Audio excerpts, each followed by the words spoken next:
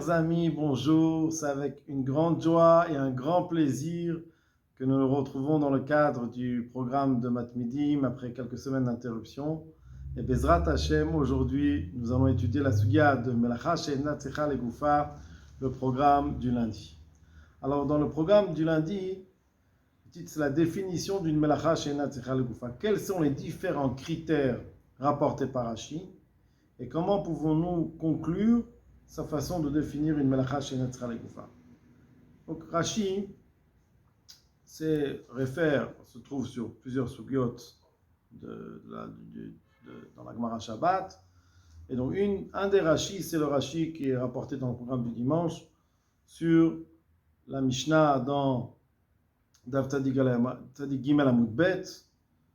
Rabbi Shimon poter otzaat hamet, quand on sort un met, d'après Rabbi Shimon, on n'est pas tout, contrairement à Tanakama. Tanakama pense que quelqu'un qui sort même un kazaït est chayav. Là, d'après Rabbi Shimon, on n'est pas tout. Et là, Rashi donne une explication. Il dit, Rabbi Shimon poter, Rashi nous dit, afilu bemet shalem, même si c'est un met entier. Pourquoi? Nous explique Rashi, dave melacha she'ena tzecha legoufa, parce que c'est une melacha qui n'est pas fait dans l'objectif de la melacha elle-même.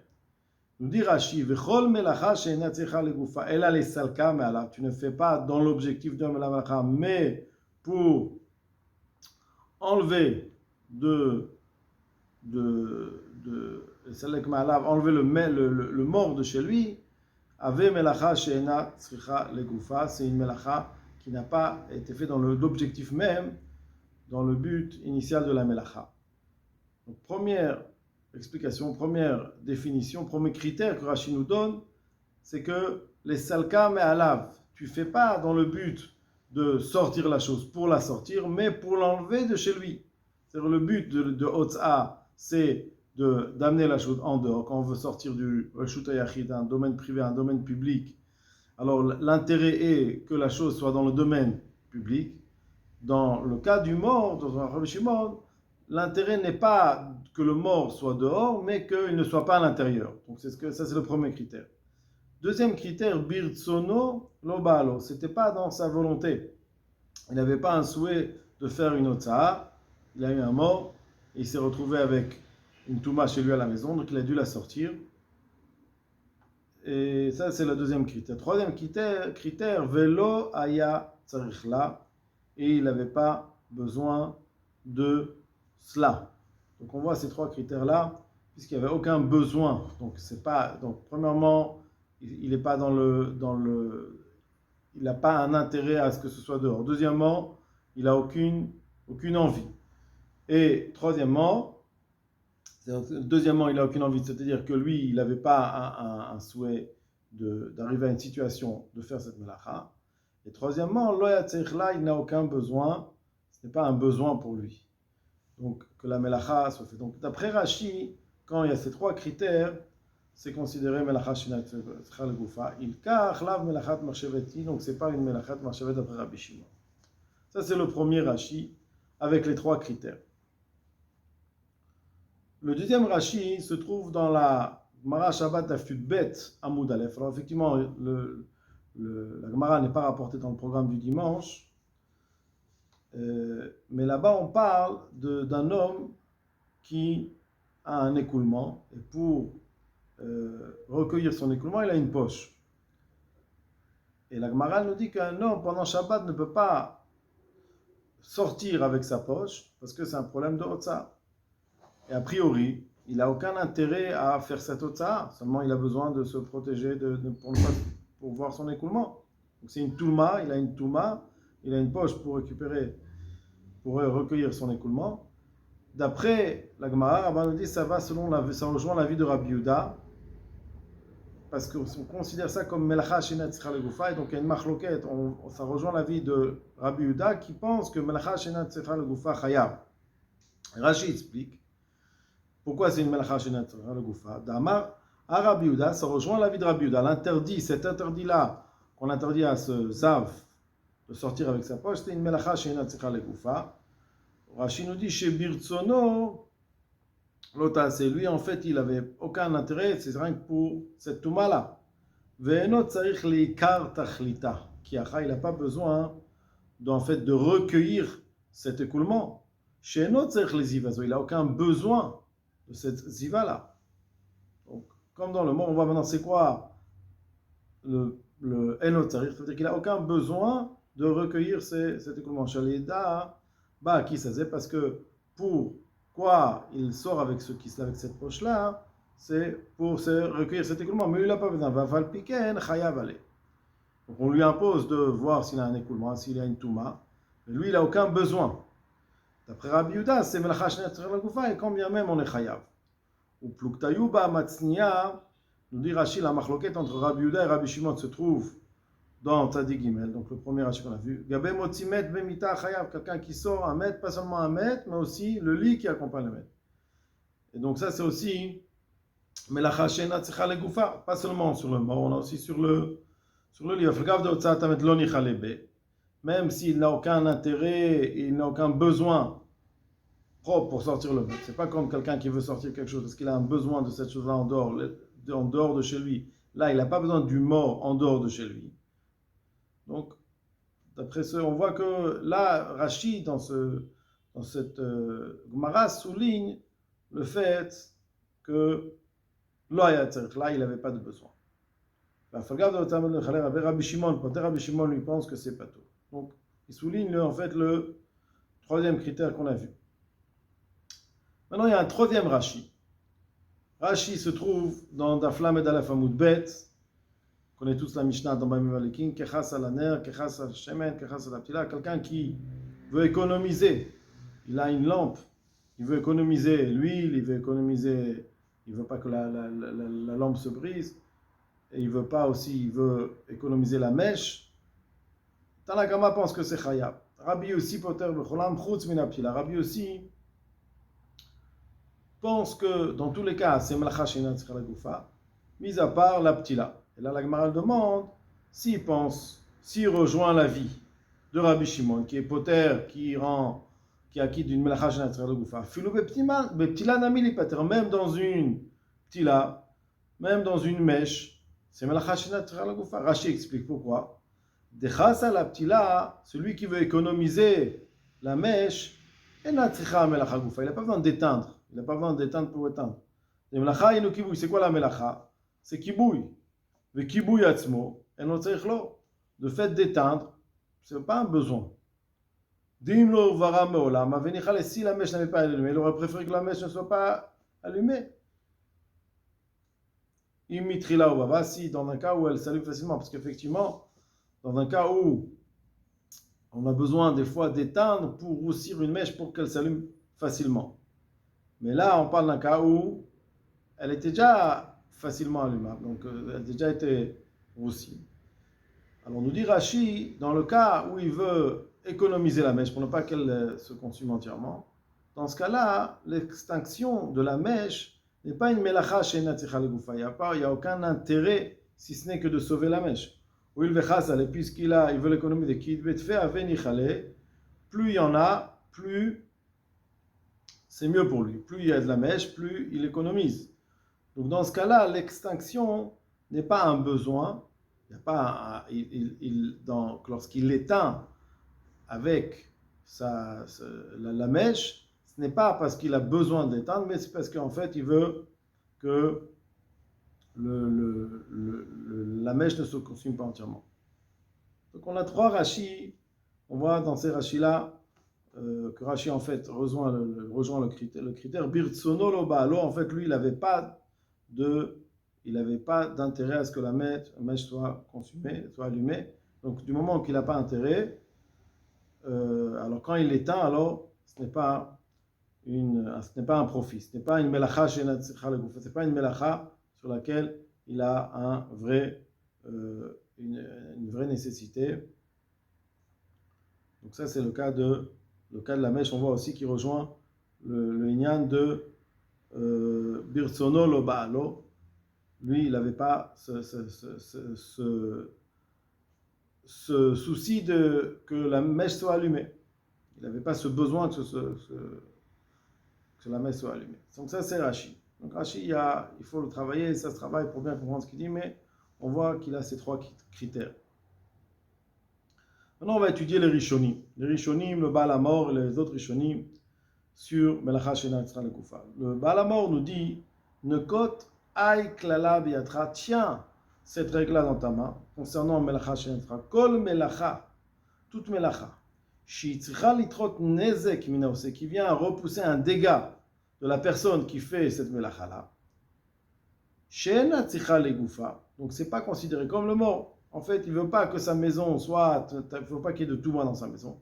Il ne le sort pas parce qu'il a un besoin de sortir, mais pour enlever un dégât de chez lui.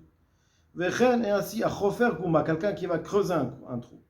Veno tsarich ela lafra, il n'a besoin que, en fait, il n'a pas besoin du trou, il n'a pas besoin de cette construction du trou. Il n'a besoin, en fait, que de la terre, de la poussière. En acharisha ela gouma. Donc, effectivement, il y a un trou, il y a un labourage, c'est gouma bilvad. Ve'afar, en acharisha ela gouma bilvad.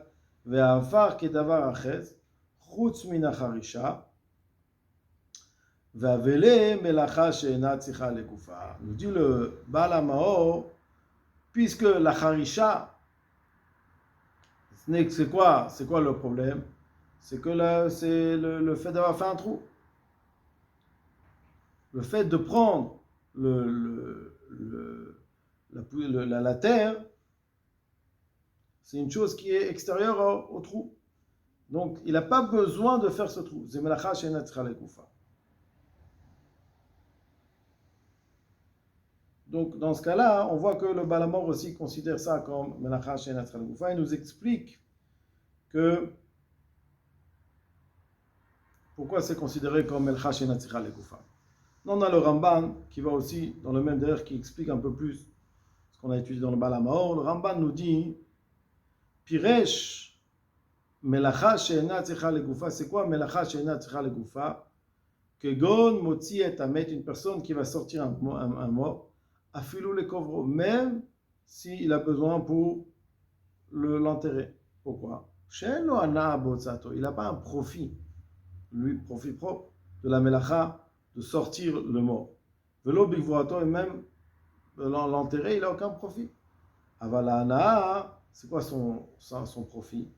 Il y a Touma. Il enlève le problème de Touma de chez lui. Il donne un deuxième exemple. Quelqu'un qui va capturer un serpent, mais pas parce qu'il est en train de. Il cherche à faire un zoo pour avoir des serpents dans son zoo. Non. Son intérêt, c'est en fait que le serpent ne le mord pas. Il va enlever ce nek nikra, melacha she'ena tzricha legoufa, c'est considéré comme melacha she'ena tzricha she'ena ela meniat nezek.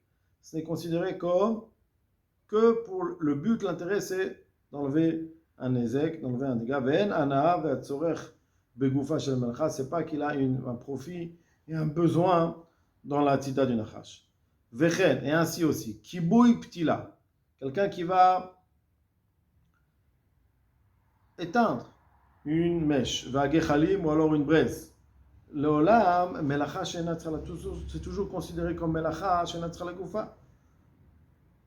Chutz mi ptila shel, si ce n'est une ptila qui n'a pas été roussie, et donc on le fait pour par la suite rallumer. Donc il y a un intérêt dans l'extinction pour pouvoir après rallumer plus facilement. Dans ce cas-là, mis à part ce cas de figure-là, c'est toujours une melacha she'ena tzricha legoufa. Chutz min hashava shehu tzarich ladlika velechabota. Donc une ptila chez le Uvava, une ptila qui n'a pas été roussie, on a besoin de l'allumer, de l'éteindre, pour pouvoir après qu'elle soit facilement allumable. V'zed nikra tikkun atzmo, ça c'est le tikkun atzmo. Vechen et ainsi. V'mechabet hagechalim leperachamim, quelqu'un qui va éteindre des braises pour faire dessus du charbon. Donc dans ce cas-là, c'est aussi melacha tzricha legoufa, parce qu'on a besoin de l'extraction pour former ce charbon.